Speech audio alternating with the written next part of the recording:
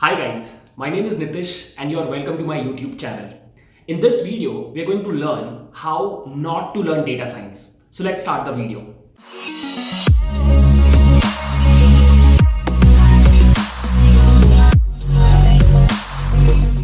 अब एक बात जिस पे शायद हम सभी अग्री करेंगे वो ये है कि डेटा साइंस एक डिफिकल्ट चीज है सीखना, राइट? मतलब it is one of those technologies जिसको मास्टर कर पाना थोड़ा डिफिकल्ट है. नाउ इमेजिन एक ऑलरेडी डिफिकल्ट टेक्नोलॉजी को सीखने के प्रोसेस में अगर आप कुछ गलतियां करने लगो तो फिर उसको सीखना और कितना डिफिकल्ट हो जाएगा, right? So that is why इस वीडियो में मैं आपको 5 पॉइंट्स बताऊंगा जो मैंने लोगों को देखा है गलती करते हुए, और मैं चाहता हूं कि वो 5 गलतियां आप ना करो.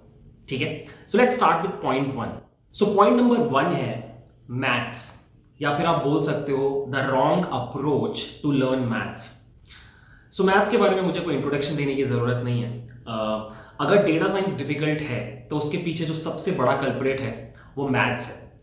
अब आपको पता है, आपको 4 टॉपिक्स हर जगह बताए जाएंगे. स्टैटिस्टिक्स पढ़ लो, प्रोबेबिलिटी पढ़ लो, लीनियर अलजेब्रा पढ़ लो और कैलकुलस पढ़ लो. ये 4 टॉपिक्स अगर आपने पढ़ लिए तो आपको डेटा साइंस में कोई परेशानी नहीं होगी. बट गेस व्हाट, ये 4 टॉपिक्स के आगे सिर्फ लगाना गलत है. ये बड़े टॉपिक्स हैं, लाइक बहुत बड़ा चंक ऑफ मैथ्स कवर करते हैं, राइट? अब गलती क्या होती है हम लोगों से कि हम लोग थोड़ा परफेक्शनिस्ट बनने का ट्राई करते हैं और हम ऐसा सोचने लगते हैं कि यार अच्छे से पढ़ना है डेटा साइंस, तो जो भी टॉपिक्स रिक्वायर्ड हैं, जो भी प्री रेक्विजिट्स हैं, हम उनको भी बहुत अच्छे से पढ़ेंगे.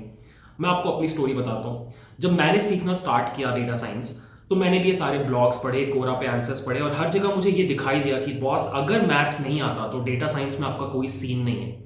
और फिर मैंने डिसाइड किया कि यार एक काम करते हैं, थोड़ा टाइम मैथ्स के ऊपर इन्वेस्ट करते हैं. इनफैक्ट मेरे पास थोड़ा टाइम था तो मैंने डिसाइड किया कि मैं 2 महीने सिर्फ मैथ्स पढ़ूंगा, ये चारों टॉपिक्स.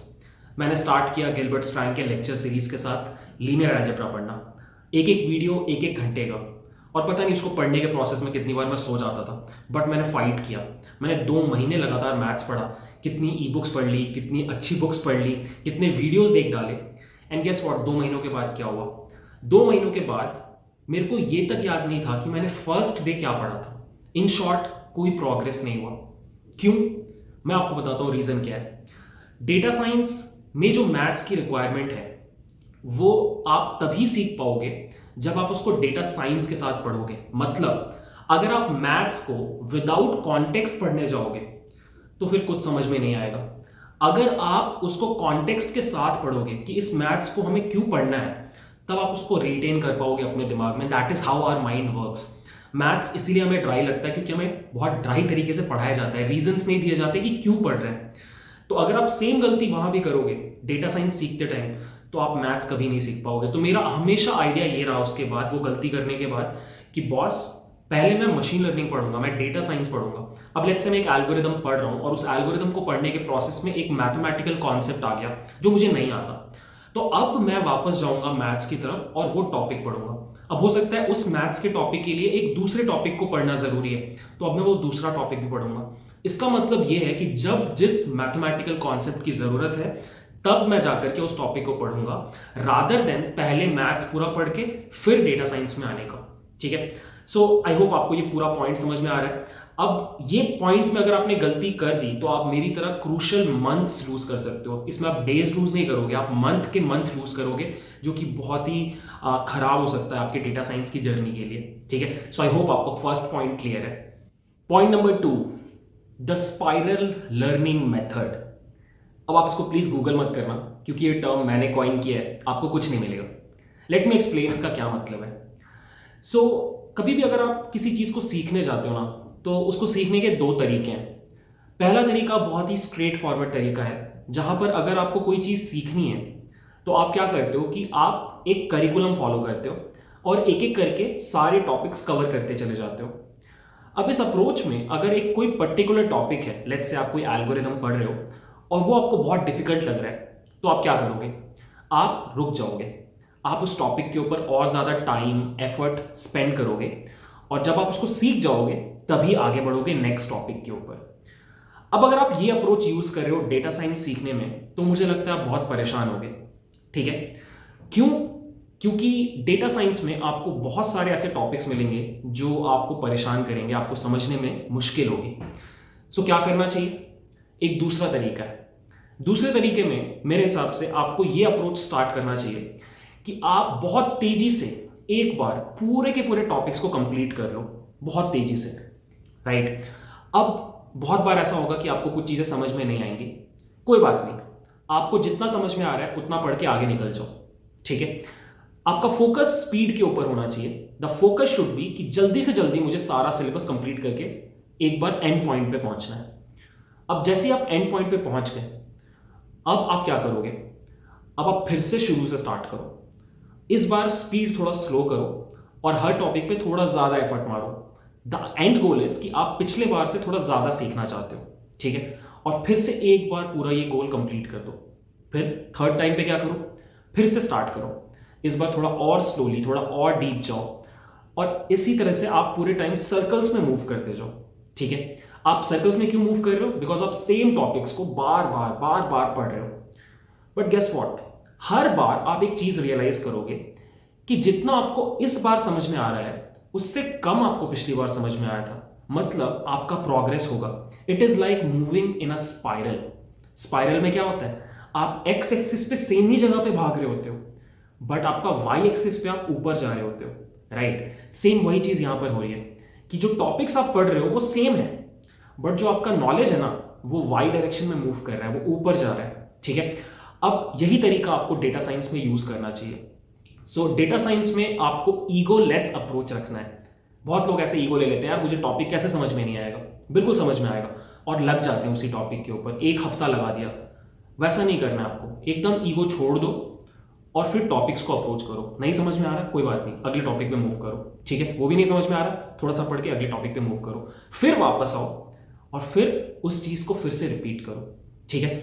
सो अगर कोई बंदा डेटा साइंस सीख रहा है लेट्स से, और उसने टारगेट किया कि मैं 10 एल्गोरिथम्स को 4 महीने में कंप्लीट करूंगा, तो आपका टारगेट पता है क्या होना चाहिए? आपका टारगेट होना चाहिए कि वही 10 एल्गोरिथम्स मैं उन्हीं 4 महीनों में 10 टाइम्स पढ़ूंगा, एंड यू वुड सी कि जो आपका लर्निंग होगा वो उस बंदे से अच्छा होगा, ठीक है? और ये जो कॉन्सेप्ट है ना, ये सॉफ्टवेयर इंडस्ट्री में बहुत यूज होता है।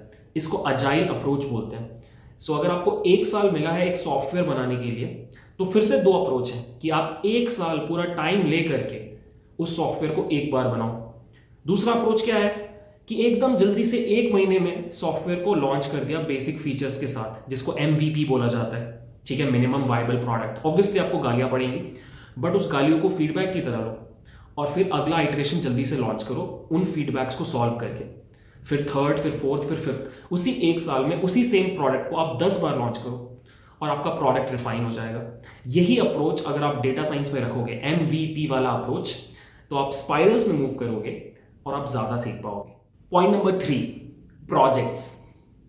सो आप लोगों में से कितने लोगों को ये प्रॉब्लम है कि आपको लगता है कि आपने इनफ डेटा साइंस एल्गोरिथम्स पढ़ लिए हैं, टेक्निक्स पढ़ लिए हैं, बट जब रियल वर्ल्ड डेटा की बात की जाए तो आप अपने उस लर्निंग को अप्लाई नहीं कर पाते एक रियल वर्ल्ड डेटा सेट के ऊपर। आई गेस आप अग्री करोगे, ये एक बहुत कॉमन प्रॉब्लम है डेटा साइंस एस्पिरेंट्स की, कि जो वो पढ़ते हैं और जो उनको करने बोला जाता है उसके बीच में कोई ब्रिज नहीं है, ठीक है? अब आप सोचते होगे ऐसा क्यों हो रहा है। मैं आपको इसका आंसर बताता हूं। कोई भी चीज हम तभी नहीं कर पाते जब हम उस चीज को इनफ नहीं करते। ध्यान से सुनना। सो अगर आप फुटबॉल में अच्छे नहीं हो, इसका रीजन ये है कि आपने इनफ फुटबॉल नहीं खेला।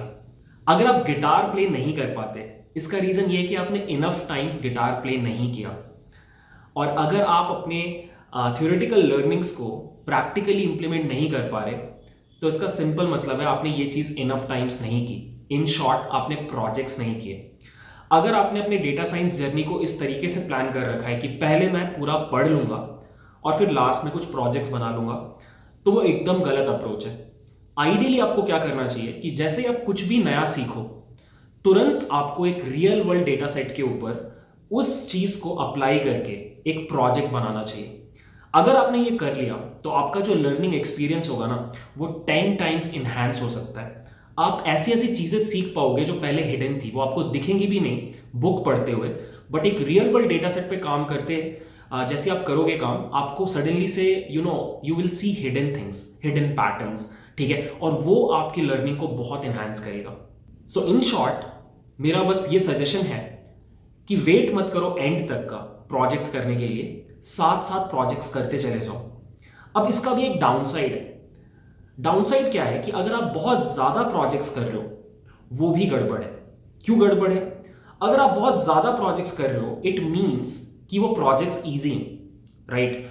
तो आपको आइडियली क्या करना चाहिए, ऐसे प्रोजेक्ट्स चूज करने चाहिए जो थोड़े डिफिकल्ट हैं, जो आपको चैलेंज करें। अगर आप एक दिन में एक प्रोजेक्ट बना रहे हो तो मोस्ट लाइकली उस प्रोजेक्ट में उतनी जान नहीं है। आपको एकदम रियल वर्ल्ड डेटा उठाना चाहिए, एक रियल वर्ल्ड सिचुएशन उठाना चाहिए और उसको सॉल्व करने का ट्राई करना चाहिए।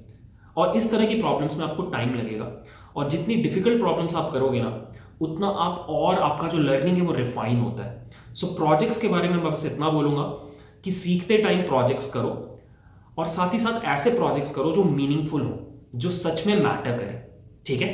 Point number 4, data analysis and feature engineering. So data science सीखते टाइम हम लोगों को एक अजीब सा ऑब्सेशन हो जाता है डेटा साइंस के एल्गोरिदम्स के साथ और जो मैथ्स है उसके साथ। हमें ऐसा लगने लगता है कि अगर हमने मैथ समझ लिया, एल्गोरिदम्स की इंटरनल वर्किंग समझ ली, तो हमें डेटा साइंस आ गया। बट आपको पता होना चाहिए कि ये बहुत ही गलत है। आज की डेट में अगर आप किसी भी डेटा साइंटिस्ट से बात करो जो किसी इंडस्ट्री में काम कर रहा है, किसी कंपनी में काम कर रहा है, तो वो आपको बताएगा कि ये जो एल्गोरिदम्स हैं और ये जो मैथ्स है, ये पूरे के पूरे प्रोसेस में बहुत लास्ट में आता है। उसके बहुत पहले आपको कुछ ऐसी चीज़ें करनी पड़ती हैं जो अगर आपने फोकस नहीं की सीखते टाइम तो आप बहुत परेशान होंगे। और उनमें से 2 सबसे इंपॉर्टेंट चीज़ें हैं, data analysis and feature engineering. Feature engineering मतलब आपके जो इनपुट कॉलम्स हैं उनको सही फॉर्म में ला करके एल्गोरिदम को देना, ठीक है? और डेटा एनालिसिस का मतलब है डेटा को एनालाइज करना, उसके अंदर के हिडन पैटर्न्स को समझना।